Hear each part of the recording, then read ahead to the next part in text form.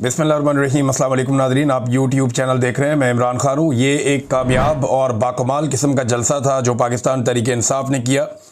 और एक बात तो क्लियर हो गई है कि इमरान खान साहब की कॉल जो है वो अभी तक कारकुनों में काम कर रही है। दूसरी बात जो है वो ये कि जो रिपोर्टर्स थे ग्राउंड पे, उन्होंने बताया कि लोगों की दिलचस्पी इस बात में थी कि इमरान खान ने बुलाया तो हम इमरान खान के बुलाने पर आए हैं। हमें कोई लायामल दिया जाए और बताया जाए कि इमरान खान साहब की आज़ादी कैसे मुमकिन होगी। लोगों को जो ऑपरेशन खैबर पख्तूनख्वा में हो रहा है उस पर बहुत गम गुस्सा था। मादनियात के कब्जे के हवाले से लोगों के बड़े सवालात थे। ये वो सारी चीज़ें हैं जिन पे इमरान खान साहब भी बात करते रहते हैं और लोग उन्हीं चीज़ों के साथ जलसे में आए थे। लोगों को वहाँ मौजूद क़यादत में और उनकी तकरीरों में ज़्यादा दिलचस्पी नहीं थी। मैं आपको कुछ चीज़ें अभी बताने वाला हूँ जो इस जलसे से रिलेटेड हैं और ये फैक्ट्स पर मबनी है। ये चीज़ें आपको पसंद आए ना आए, लेकिन एक्चुअली वहाँ पे ये हुआ। इंतज़ामात बेहतर नहीं थे, जलसागाह में कचरा था और वहाँ पे काफ़ी गट्टा मिट्टी थी और बड़ी स्मेल थी, बदबू थी। ये चीज़ें नामुनासिब है। अगर आप मेहमानों को बुलाते हैं तो बेहतर जगह पे बंदोबस्त करना चाहिए था। एक और चीज़ ये है कि पंजाब की शमूलियत हैरान कुन हद तक ज़्यादा थी। कुछ सहाफ़ियों ने मुझे यहाँ तक क्लेम किया कि अगर हम ज़्यादा ना बोलें तो आधे लोग तो पंजाब से आए हुए थे और ये बहुत बड़ी तादाद है। इस पे आलिया हमजा साहिबा का जो है वो बड़ी कोशिश है उनकी, अगर इतनी बड़ी तादाद में लोग पंजाब से पहुंच गए हैं तो। और अडयाला जेल में भी पंजाब से ही ज़्यादा लोग आजकल जा रहे हैं। रावलपिंडी में अडयाला जेल है, बहुत लोग वहाँ पहुँच जाते हैं। तो पंजाब की शमूलियत हैरान कुन हद तक ज़्यादा थी। कई किलोमीटर तक सड़कों पर लोग मौजूद थे और इसकी वीडियोस बाकायदा लोगों ने डाली हैं। बल्कि एक वीडियो मैं देख रहा था, रज़ी ताहिर साहब ने उसको सोशल मीडिया पे लगाया। उसमें लगभग 1 किलोमीटर की वॉक है जलसागाह तक और उस वॉक के अंदर हर तरफ बहुत बड़ी तादाद में लोग चल फिर रहे हैं जो जलसागाह की तरफ जा भी रहे हैं, आ भी रहे हैं। अलीमा खानम अपने भाई का बयान पहुंचाने की हद तक मुतहरिक रहती हैं और ये अपने भाई का बयान पहुंचाना कोई मौरूसी सियासत नहीं है। अलीमा खानम ने ना तो कोई मेरी दानिश में कोई वज़ीर आला बनना है, ना वज़ीर आज़म बनना है और ना कोई वफाकी या सूबाई वज़ीर बनना है, ना वो गवर्नर बनने में दिलचस्पी लेंगी। उनकी दिलचस्पी सिर्फ अपने भाई का पैगाम इमरान खान साहब को फॉलो करने वाले लोगों तक पहुंचाना है।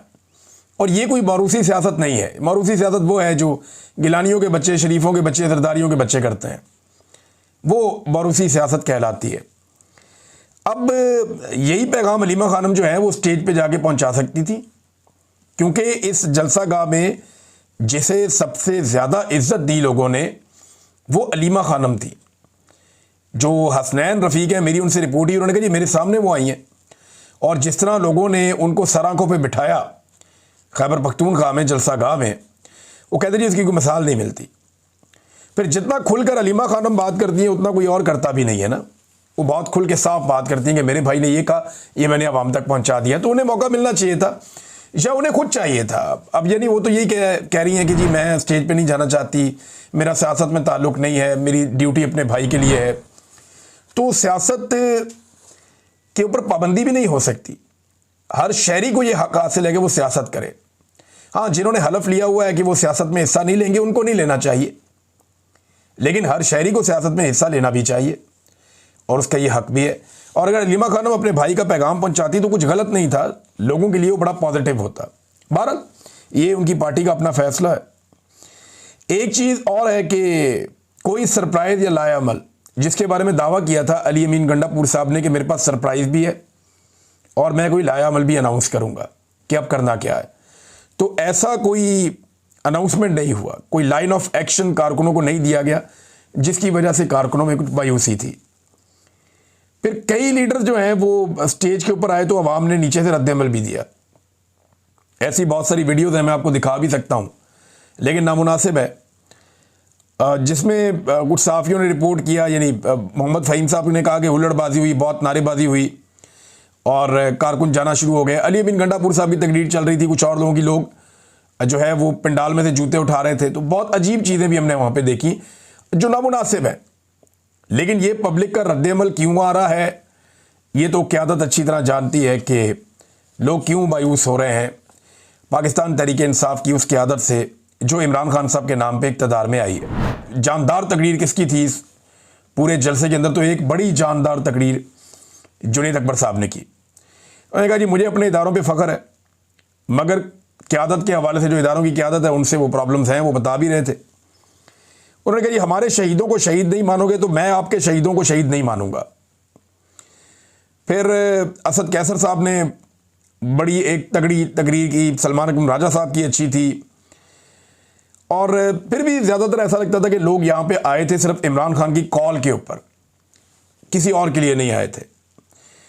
फिर इमरान खान साहब अब क्या कहेंगे इस जलसे के बारे में आपको पहले बता देता हूँ। देखिए, there is no other option.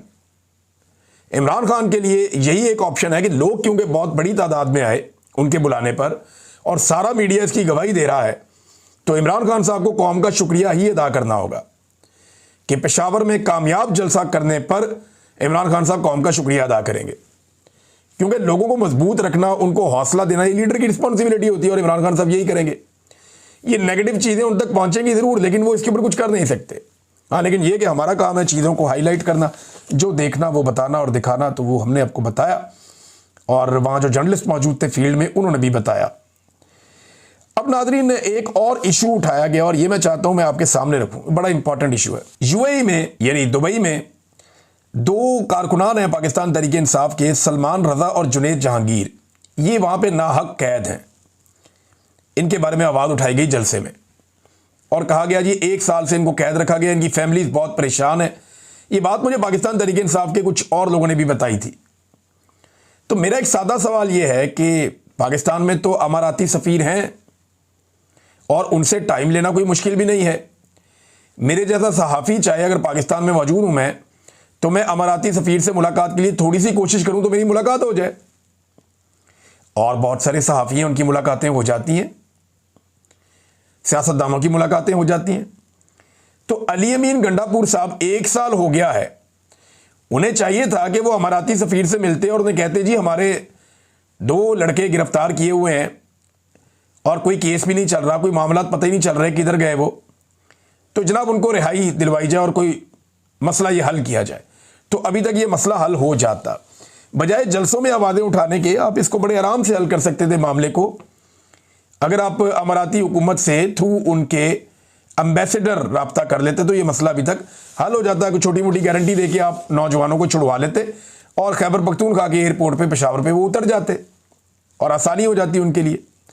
अब नाज़रीन, ये एक कुछ तस्वीर सामने आई हैं, इनको ज़रा आप देखें। ये आसिम मुनीर साहब जो हैं वो डोनाल्ड ट्रंप को एक तोहफ़ा पेश कर रहे हैं। एक तोहफ़ा जो है वो सामने आपको नज़र आ रहा है, एक बॉक्स है और उसके अंदर कुछ चीज़ें पड़ी हुई हैं। ये एक सिंबॉलिक वीडियो है, तस्वीर है। इसमें आसिम मुनीर साहब डोनाल्ड ट्रंप को मादनियात का तोहफ़ा पेश कर रहे हैं, मिनरल्स का। ये वो मिनरल्स हैं जो पाकिस्तान में निकलते हैं, ये वो कीमती मादनियात, रेयर अर्थ मिनरल्स और वो चीज़ें हैं जिनसे दुनिया को बड़ी वाबस्तगी है, दुनिया को बड़ी इसमें दिलचस्पी है। डोनाल्ड ट्रंप को इनमें बड़ी दिलचस्पी है। डोनाल्ड ट्रंप जो है वो अपने मुंह से कह चुके हैं कि यूक्रेन से वो उनके मिनरल्स लेना चाहते हैं, पाकिस्तानी मिनरल्स में उनको बड़ी दिलचस्पी है। तो पाकिस्तान के जो मिनरल्स हैं वो आसिम मुनीर साहब डोनाल्ड ट्रंप को तोहफे में दे रहे हैं और शहबाज शरीफ साहब यहाँ पे बस मावन अदाकार के तौर पे दिखाई दे रहे हैं। यानी ये एक तस्वीर सारी कहानी सुना रही है कि तोहफा दिया जा रहा है पाकिस्तान की जानिब से, लेकिन दे रहे हैं फील्ड मार्शल आसिम मुनीर साहब और ले रहे हैं डोनाल्ड ट्रंप जिनकी उसमें बड़ी दिलचस्पी है, और शहबाज शरीफ साहब साइड में तमाशा देख रहे हैं। और तोहफा क्या है? पाकिस्तान के मिनरल्स। अब ये इतने से मिनरल्स तो अमेरिका को नहीं चाहिए ना। अब इन्हीं के लिए मुआहदे हो रहे हैं, इन्हीं के लिए ताल्लुकात बहुत अच्छे बन रहे हैं, और ये वो मिनरल्स हैं जिन पे बड़े ताकतवर लोगों के और बड़े पैसे वाले लोगों की इनके ऊपर नज़रें हैं।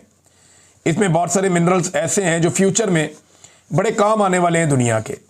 लिहाजा ये डोनाल्ड ट्रंप को आसिम मुनीर साहब गिफ्ट कर रहे हैं। ये तस्वीर एक और भी चीज़ क्लियर करती है कि मिनरल्स जो है उनका कब्जा या उनकी मलकियत या उनका कंट्रोल पाकिस्तान में सिविलियन गवर्नमेंट के पास नहीं है, वो मिलिट्री एस्टेब्लिशमेंट के पास है। अब सादी बात अगर आप कहें तो उन्हीं के पास कंट्रोल है। अब खैबर पख्तूनख्वा में जो माइंस एंड मिनरल्स का बिल है वो पास नहीं हुआ, लेकिन इसके बावजूद मिनरल्स निकलते भी हैं और माइनिंग होती भी है। कौन रोके, कैसे रोके, ये तो आज तक किसी को पाकिस्तान में समझ ही नहीं आई। नाज़रीन, जो पुरस्रार खातून वाला मामला था ये बढ़ता ही चला जा रहा है। ख्वाजा आसिफ ने कहा जी मैं इसको नहीं जानता, वज़ीर कानून ने कहा जी मैं इन खातून को नहीं जानता, वजारत खारजा कहती है जी हम भी खातून को नहीं जानते, हमने नहीं किया। सारे अपने ऊपर से उतार रहे हैं। शहबाज शरीफ साहब इसके ऊपर बोलने को तैयार नहीं है। और ये खातून जो माजी में बड़ी प्रो इसराइल रही हैं, नेतन्याहू के हवाले से बड़ी उनकी मोतरफ रही हैं, और साथ ये कहती रही हैं कि पाकिस्तान को इसराइल को तस्लीम कर लेना चाहिए। अब ये खातून जो है इनको अकेला कर दिया सबने मिलकर। यानी ये खातून कोई जाती फायदे के लिए तो नहीं फिर रही थी ना, मेरे ख्याल में ये तो इन्हीं लोगों की मदद के लिए गई थी। अगर वो बरतानिया में रहती हैं, वहां से वो निकली हैं, उन्होंने कोई काम शाम किया है, कि उनकी ऑफिशियल ड्यूटी उनके बकौल उनको मिली है। अब कोई भी नहीं मान रहा कि उनको कोई ऑफिशियल ड्यूटी दी गई है। सबने उनको एकदम अलग कर दिया, अपने से अकेला छोड़ दिया। मुश्किल वक्त आया तो कहा नहीं तुम अलग हो जाओ, अकेली हो जाओ, उन्हें अकेला कर दिया। हालांकि ये खातून ने बदतरीन हालात के अंदर, जब बहुत बुरे हालात थे पीएमएलएन के, तब भी इन्होंने पीएमएलएन का साथ दिया था और पीएमएलएन के साथ ये हमेशा खड़ी हुई थी। लेकिन आज सबने इनको डिसोन कर दिया। हालांकि इन सब के साथ इनकी तस्वीरें नवाज शरीफ के साथ भी हैं, लेकिन कोई आज उसको ओन नहीं कर रहा। ये बदकिस्मती है। वैसे इस खानदान की ये पुरानी आदत है, जो मुश्किल में आता है ये उससे दूर हो जाते हैं, जान छुड़ा लेते हैं। अब हुआ ये कि पाकिस्तान की वजारत खारजा ने भी एक मौक़िफ़ दे दिया, जनाब सानू नहीं पता। तो इस पर जो मौक़िफ़ अब आया ना, वो बड़ा इंटरेस्टिंग है। और वो अक़वाम मुत्तहिदा के सेक्रेटरी जनरल के जो तर्जुमान हैं उनसे पूछा गया तो उनका बयान आ गया। उन्होंने कहा जी कि पाकिस्तान का जो मुस्तकिल मंदूब है अक़वाम मुत्तहिदा में, उसकी दरख्वास्त के ऊपर इस खातून को ये इजाज़तनामा मिला कि ये अक़वाम मुत्तहिदा के सेशन में शिरकत करेंगी। फिर उन्होंने कहा कि ये कहाँ बैठेगी खातून, कि ख्वाजा आसिफ के बिल्कुल अक़ब में इनके बैठने का फ़ैसला भी अक़वाम मुत्तहिदा ने नहीं किया, ये पाकिस्तान की हुकूमत का और पाकिस्तान के जो लोग वहाँ मौजूद हैं उनका फ़ैसला था। अब ये वहाँ बैठी कैसे, ये फटा पड़ गया है। सारे सफाइयाँ देते फिर रहे हैं। मामला ये है कि ये इन्होंने इमरान खान साहब पे हमेशा इल्ज़ाम लगाया, यहूदी लॉबी कहते रहे, उनको प्रोपेगेंडा करते रहे, ये इसराइल का एजेंट है, ये भी कहते रहे। वो ये भी कहते रहे कि जनाब ये फ़लानी कंपनी तो फ़लाना, ये तो बहुत सारे इमरान खान साहब पे मज़हब कार्ड इन्होंने इस्तेमाल किए। आज इमरान खान ने एक लफ्ज़ भी नहीं बोला और ये सारे सफाइयाँ देते फिरते हैं। कोई गले में इसराइली रुमाल डाल के फिर रहा है, कोई जो है कोई स्टेटमेंट दे रहा है, कोई कहीं पे सफाई दे रहा है, कोई किस तरह की बात कर रहा है। सारे अपनी सफाइयाँ दे रहे हैं। हालांकि इमरान खान ने एक लफ्ज़ भी नहीं बोला। जिस इमरान खान के ऊपर ये अटैक करते थे ना कि उसको खातमुन नबीयीन नहीं कहना आता, वो इसीलिए करते थे ना, उसको कहीं और जोड़ते थे जाके। ये बड़ी बारीक वारदात डालते हैं कि इमरान खान साहब का तलफ़ुज़ ठीक नहीं है। आज ज़रा शहबाज शरीफ साहब को सुने ना, उन्होंने कुरान पाक की आयत पढ़ी है, और जिस तरह शहबाज शरीफ साहब ने कुरान पाक की आयत पढ़ी है उसमें सिर्फ एक आयत के हिस्से में 2 गलतियाँ हैं, और वो छोटी मोटी नहीं है, वो लफ्ज़ ही बदल दिया उन्होंने। लफ्ज़ कोई और था, उसको मुकम्मल तौर पे बदल दिया उन्होंने। अब वो इन्होंने इतना गलत पढ़ा है, मैं वो आपको पढ़ के भी नहीं सुनाना चाहता। लेकिन ये शहबाज शरीफ साहब ने काम किया। इसके ऊपर मौलवी भी नहीं बोलेंगे, वो दानिशवर भी नहीं बोलेंगे, और बाकी लोग भी इसके ऊपर बात नहीं करेंगे। दानिशवर नहीं, दानिशवाड़, वो भी नहीं बोलेंगे इसके ऊपर, और इसके ऊपर बिल्कुल बात नहीं करेंगे। बहरहाल ये जो खातून वाला मामला है ये काफ़ी तूल पकड़ गया, और ख्वाजा आसिफ का जो इंटरव्यू है वो उससे भी ज़्यादा तूल पकड़ गया, उससे भी ज़्यादा। यानी ख्वाजा आसिफ साहब के इंटरव्यू के बाद अब पीएमएलएन के अच्छे खासे हमायती वो पीएमएलएन पे चढ़ दौड़े और ख्वाजा आसिफ को लगातार बेइज्जत कर रहे हैं। देखिए ये हो जाता है, ख्वाजा आसिफ साहब के साथ बुरा हुआ, नहीं होना चाहिए था, लेकिन हो जाता है। उन्हें आदत पड़ी हुई हल्की हल्की गेंदों की, उन्हें आदत पड़ी हुई है पाकिस्तान के अंदर ऐसे मीडिया की जिसको वो कहते हैं नो कमेंट, वो कहता है ठीक है आगे बढ़ो यार। जिसको वो कहते हैं जिसका मैं जवाब देना नहीं चाहता, वो कहते हैं अच्छा चलो अगला सवाल करते हैं। या तो इन्हें हमेशा सहूलतकारी मिलती है, लेकिन बाहर मीडिया बड़ा ब्रूटल है, वो साफ सवाल करते हैं, जवाब मांगते हैं। इमरान खान तो मीडिया को डील कर लेता है, ये नहीं कर सकते, ना इनकी ये कैपेसिटी है। तो अब अगर बदला लेना है ना, तो एक ही तरीका बाकी रह गया, और वो तरीका ये है कि हाफिज आसिम मुनीर साहब, क्योंकि वो बहुत काबिल हैं, या फिर शहबाज शरीफ जिनको काबिलियत की बुनियाद पे जाली वज़ीर आज़म बनाया गया है, इन दोनों में से कोई एक मेहदी हसन को जाके इंटरव्यू दे और बदला ले ले। ख्वाजा आसिफ की बेइज्जती का अगर बदला लेना है तो ख्वाजा आसिफ को अपने महकमे में से, यानी वज़ीर दिफा हैं वो, तो उनके सबॉर्डिनेट हैं, उनके नीचे काम करते हैं आर्मी चीफ, उनको भेजना चाहिए या तो इंटरव्यू के लिए, या फिर शहबाज शरीफ को अपने वज़ीर की बेइज्जती का बदला लेने के लिए मैदान में आना चाहिए। और मेहदी हसन को इंटरव्यू देके हिसाब बराबर कर देना चाहिए। क्या वो लोग ये करेंगे? कर लेंगे तो बहुत बड़ी बात है। लेकिन एक चीज़ और रिपोर्ट हो रही है, पहले शहजाद अकबर साहब ने रिपोर्ट की, फिर जुनैद सलीम साहब ने रिपोर्ट की। तो शहजाद अकबर साहब ने कहा कि 2 वजीर आपस में लड़ पड़े अमेरिका में और पंजाबी में गालम गलोच हो गए। फिर जुनैद सलीम साहब ने बताया कि ये 2 लोग जो आपस में लड़े हैं ये ख्वाजा आसिफ और इसहाक डार हैं, और लड़ाई इनकी ये औरत वाले मामले को लेकर ही हुई है, खातून वाले मामले को लेकर। मेरे लिए बड़ी काबिल एहतराम है, उनके मामले को लेकर ये लड़ाई हुई है। तो जुनैद सलीम साहब ने कहा कि ख्वाजा आसिफ ने यहां तक कह दिया कि ए को लो बच्चो, मियाँ साहब को कह दिया, ए पहले ताड़े कामे दे के इन्हें ताड़ी पीठ छुड़ा घूमपिया, ये अब ताड़े पजामे दे के ताड़ी छुड़ा मारेगा, ये ख्वाजा आसिफ ने कहा। बहरहाल इस किस्म की नादरीन सूरत हाल है, वो बेचारे आपस में लड़ते फिर रहे हैं। बुरा वक्त आए ना तो फिर एक दूसरे को बुरा भला कहते हैं सब। फिर अक़वाम मुत्तहिदा के अंदर जो पाकिस्तान की जानिब से जो टीम थी, जब ये बातचीत हो रही थी फाइनली शहबाज शरीफ साहब की तकरीर वाली, तो मियाँ साहब को ये बताया गया था और बड़े सीनियर लोगों ने बताया कि मियाँ साहब आपने कश्मीर का नाम सिर्फ 2 मरतबा लिया और बड़ा दबा के लिया है। कश्मीर का मामला ज़रा उठाएं, ये पाकिस्तानियों का बड़ा इंपॉर्टेंट इशू है, वहीं से पाकिस्तानियों के सारे पानी रुक रहे हैं। इस मामले को ज़रा ज़ोरदार तरीके से उठाएं, कश्मीर के मामले को, पानी के मामले को। लेकिन शहबाज शरीफ साहब ने तवज्जो नहीं दी और डोनाल्ड ट्रंप का मामला 7 मरतबा उठाया, कश्मीर का 2 मरतबा, और वो भी थोड़ा सा कमज़ोर अंदाज में। लेकिन डोनाल्ड ट्रंप को वो देना चाहते हैं अमन का नोबेल पीस प्राइज, हालांकि डोनाल्ड ट्रंप ही इसको, उनकी हुकूमत ही वीटो कर देती है और उस करारदाद को जो जंगबंदी करवाते हैं, और बच्चे शहीद हो रहे हैं वहां पे। जो इस वक्त इसराइल की जानिब से बमबारी हो रही है गजा पे, और इसराइल कहता है जब तक कि वो हमास को ख़त्म नहीं कर लेगा तब तक ये बमबारी उनकी जारी रहेगी। तो इस बमबारी के नतीजे में जो लोग मारे जा रहे हैं उनमें बच्चे बहुत बड़ी तादाद में, पूरी दुनिया इसके ऊपर आवाज़ उठा रही है। लेकिन पाकिस्तानी गवर्नमेंट जो है उसको तो फौरी तौर पे डोनाल्ड ट्रंप को अमन का नोबेल पीस प्राइज़ दिलवाना है और कसीदे पढ़ने। ज़रा वो ये विजुअल्स देखें जिन्होंने पूरी दुनिया को हिला कर रख दिया है। नादरीन, आज़ाद कश्मीर वाला मामला जो है ना वो काफ़ी मुश्किल पैदा करता चला जा रहा है एस्टेब्लिशमेंट के लिए और वहाँ की हुकूमत के लिए।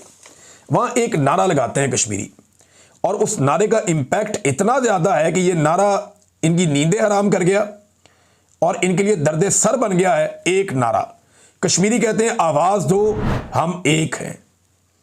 ये ऐसा खौफनाक नारा है, वो लगाते हैं आवाज़ दो हम एक हैं, वो सारे इकट्ठे होना शुरू हो जाते हैं। ये अहमद फरहाद साहब ने बताया कि जनाब उधर नारा लगता है आवाज़ दो हम एक हैं, और वो सारे इकट्ठे होना शुरू हो जाते हैं कश्मीरी। फिर वो किसी ताकत से डरते भी नहीं है, वो कुर्बानी देने से भी नहीं डरते। अब पीर वाले दिन जो है हुकूमत एक ऑपरेशन के मोड में है, और दूसरी जानिब जो कश्मीरी हैं वो अपना हक लेने के मोड में। लेट्स सी वहां पे हुकूमत क्या तजुर्बा करती है। एक चीज़ और आज इंपॉर्टेंट, और वो आज इंडिया और पाकिस्तान का मैच फाइनल। देखें, मेरी तो दिलचस्पी खत्म हो गई जब से मोहसिन नकवी ने टीम को और क्रिकेट को बर्बाद किया है। लेकिन इंडिया पाकिस्तान का मैच, पाकिस्तान को यह मैच हर हाल में जीतना है। ज़रूरी नहीं है कि आपने इंडिया की तैयारी गिरा दी है तो अब हर मैदान में आपने उसी पे बगड़े डालने हैं। हमने बाकी मैदान, मईशत के मैदान में भी जीतना है, हमने खारजी महात में भी जीतना है, दाखिली महात में भी जीतना है, हमने जो दहशतगर्दी वहां से स्पॉन्सर होती है उसको भी शिकस्त देनी है। पाकिस्तान ने अगर करना है तो फिर सारा कुछ करना है ना। पाकिस्तान ने क्रिकेट के मैदान में भी जीतना है, हॉकी के मैदान में भी जीतना है, खेलों के मैदान में, तालीम के मैदान में, साइंस के मैदान में, टेक्नोलॉजी के मैदान में, मईशत के मैदान में, आपने हर जगह मुकाबला करना है। खाली फौज नहीं है पाकिस्तान के पास, 25 करोड़ का मुल्क है, बड़े टैलेंटेड लोग हैं। ये मैच पाकिस्तान को जीतना होगा और जीतना चाहिए। स्टैट्स इंडिया के बहुत अच्छे हैं, प्लेयर्स उनके बहुत अच्छे हैं, लेकिन अगर आप इस क्रिकेट को एक अलग लेवल पे ले जाएं, इस मैच को, तो आप जीत भी सकते हैं। अगर पाकिस्तान पे प्रेशर है तो इंडिया पे भी प्रेशर होगा।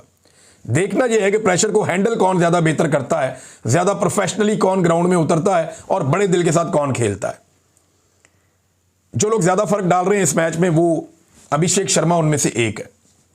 ये बहुत अच्छा प्लेयर है। मोहम्मद आसिफ की मैं बात सुन रहा था, उमर गुल की मैं बात सुन रहा था, ये लॉन्ग हैंडल से खेलता है। ऐसे प्लेयर्स में कई कमियां भी होती हैं, लेकिन वो बहुत अच्छा मैनेज करता है अपनी बैटिंग को।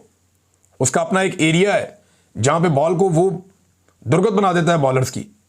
लेकिन मोहम्मद आसिफ ने जो बात की है ना, वो समझने वाली है कि अगर आप मार खाने से डरेंगे तो ये आपको बहुत मारेगा। ये बहुत अच्छा बैट्समैन है, आपको इसे एक प्रॉपर लेंथ पे बॉल करना पड़ेगा, आपको विकेट में बॉल करने पड़ेंगे, आपको आगे बॉल देने से नहीं डरना, आप इससे मार खाएं लेकिन इसको आउट करें। अगर आपने इसको आउट कर लिया तो इंडिया की आधी टीम नीचे लग जाएगी, यह सबका तज्जिया है। लेकिन मैं फिर भी आपको एक और बात कहूं, इंडिया के पास नीचे 6-7वें नंबर तक बेहतरीन बैटिंग है, उनके मैच विनिंग प्लेयर बहुत सारे हैं। सूर्या कुमार यादव बहुत अच्छा खेलता है, दुबे बहुत अच्छा खेलता है, उनका विकेट कीपर जो है वो, बाकी जो नीचे 3-4 प्लेयर्स हैं वो नए हैं लेकिन बहुत अच्छा खेलते हैं। पांड्या बहुत मारता है, अक्षर पटेल। तो हमारे पास भी यानी एक बैलेंस टीम तो है, लेकिन इंडिया नंबर 1 टीम है।